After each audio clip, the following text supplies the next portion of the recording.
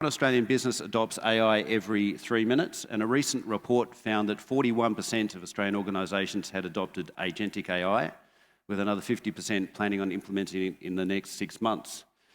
For example, Airtasker generated over 400,000 lines of code with a 96% acceptance rate for just a few $1,000s. Canva used the latest Anthropic models to improve the quality of their output by 12%.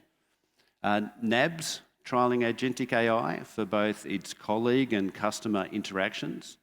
And recently we launched an endpoint for the latest Anthropic models that was great for regulated customers, and PwC Australia is working with their sovereign customers to take advantage of that. So Australian organisations are using AWS and AI to drive real business outcomes.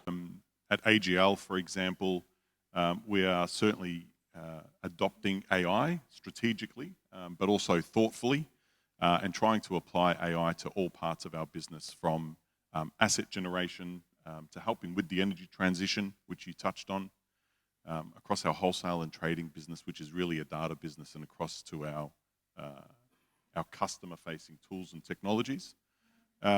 With all new technologies, it can be a little bit daunting. There's certainly plenty of hype around AI, but I'm of the view that there's an opportunity here to learn about it, play with it. If you're not already doing so, I would certainly encourage people and businesses alike to test it. I think the barrier to entry on adopting those technologies is almost zero now, where anyone in this room could deploy their own AI agent quite readily, which is cool, but slightly scary. But so I think it's, and so it means that some small businesses, even sort of, we do a bit of work with regional councils as an example, and of course then you get to sort of medium, and then obviously we work quite closely with our enterprise customers as well. So I think that there isn't really an industry now that isn't using AI in some way, shape or form. Maybe in some cases don't realise they are. The funny thing about a bubble is a bubble's only a bubble in hindsight. If you're doing the investment and it sort of like takes off and explodes, then I think that people are showing that they're actually those investment decisions were looking correct. I do think, however, that one thing I would advise by, and especially for government, is to have a long-term view on this rather than a short-term view. So anything in a market, there is disruption.